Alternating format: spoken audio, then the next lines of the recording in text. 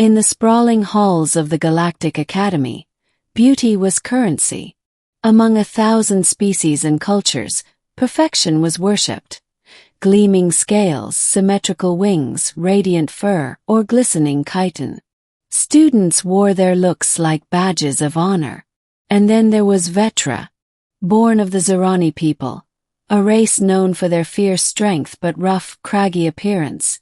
Vetra had always felt out of place. Her skin, a stony, uneven gray, carried the texture of a weathered cliff face.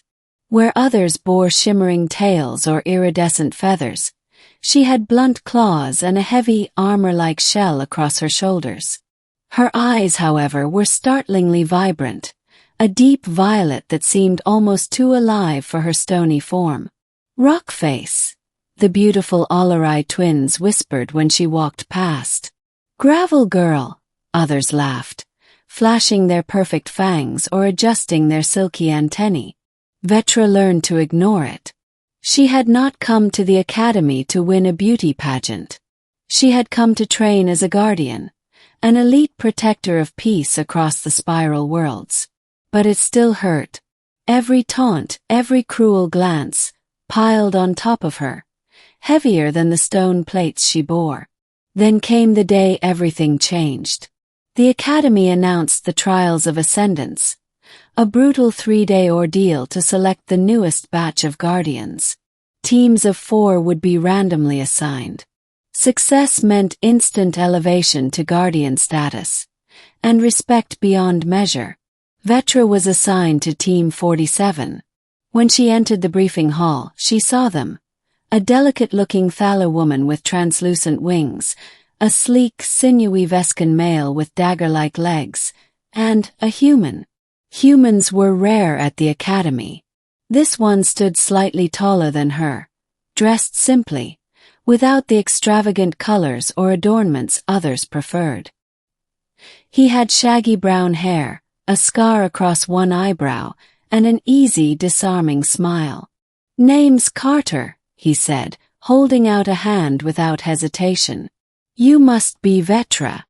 Her stony hand swallowed his entirely, but he shook it like she was any other being.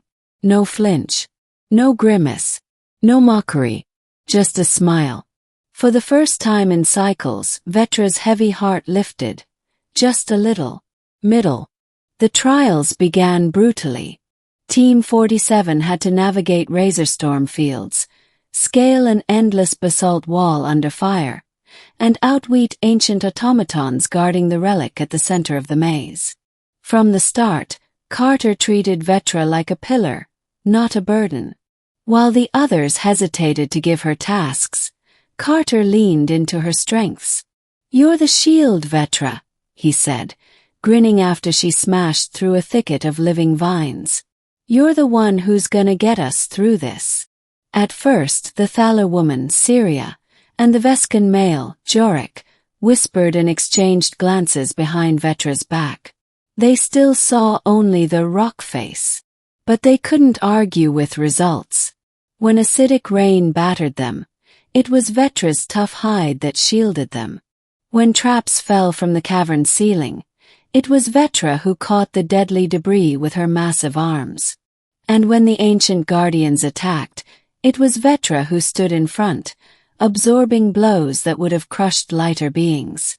Still, the snickers persisted from onlookers, other teams passing through or watching through the holographic feed. "They're dragging around that boulder. No way they'll make it past Phase 2. Poor Carter, stuck with that." Carter heard it all. His jaw tightened, but he said nothing yet. At the final stretch of Phase 2, they reached the Rift Bridge. A narrow, swaying thread of energy stretched across a chasm that crackled with blue lightning. One by one, Syria and Jorik slipped across the bridge with graceful leaps. Vetra hesitated. The bridge trembled beneath her bulk. She knew one wrong step and she would tear through it. Her weight, her curse, would doom them. She turned to Carter, swallowing her shame. "Go," she rasped. "I'll slow you down. Better if you." Carter cut her off with a single word, a word loud enough to silence even the sneering spectators. Beautiful. The word hung in the charged air. Vetra blinked, stunned. Was he mocking her? But Carter stepped closer, meeting her violet eyes without a hint of irony. You're beautiful, Vetra, he said firmly. Not because of some stupid symmetry or shiny skin. You're beautiful because you're the strongest damn person I've ever met. Inside and out. He turned to the bridge. We cross it together. Or we don't cross at all. The Academy's observers buzzed with disbelief. Was he serious? No one had ever called Vetra beautiful. She felt something crack deep inside. Not her stone armor, but the brittle shell around her heart. For the first time, she believed she could be more than what they saw. Vetra nodded, jaw tight, and stepped onto the bridge. Together, side by side, she and Carter moved carefully across. The bridge wavered, sagged dangerously under her. But Carter's steady hand and absolute belief kept her going. When they reached the other side, the Academy roared. Not with laughter, but with stunned, genuine applause. Phase 2 completed. Ending. By the final day, Team 47 had become a force of nature. Vetra's confidence surged.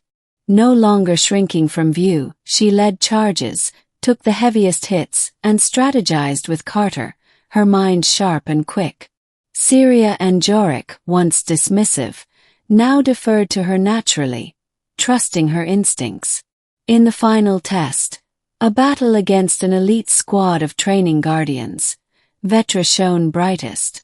She moved like an unstoppable avalanche, shielding her teammates, smashing enemy ranks, and executing perfect counterattacks that left even the senior guardians reeling.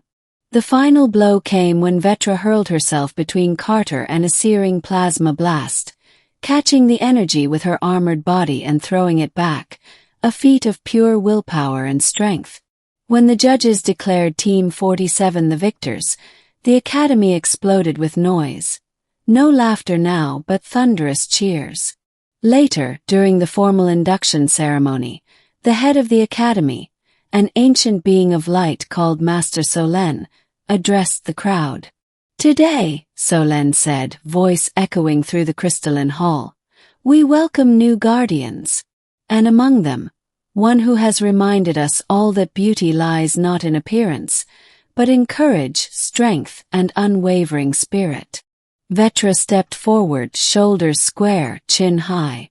The once whispering crowd now looked on with respect, and something else. Oh! As she knelt and received the Guardian's mark, she caught Carter's eye in the front row. He gave her a small salute and a grin. Later, at the celebration, beings from across the Academy approached her, not with mockery, but with admiration. You were incredible. I wish I had half your guts. You're what a guardian should be. And every time Vetra smiled, really smiled, not because of their words but because she finally saw it too. She was beautiful, not because she changed, but because she no longer let others define her. As the stars of the Academy's great dome wheeled overhead, Carter found her leaning against a balcony, gazing out into the spiral world she would now protect. Told you, he said, nudging her with a shoulder. Beautiful. Vetra chuckled, a low, rumbling sound. You're not so bad yourself, human. He laughed, and for a long moment they stood there, two unlikely friends born of trust, grit, and one word that changed everything. And somewhere in the night, the stars themselves seemed to bow in respect.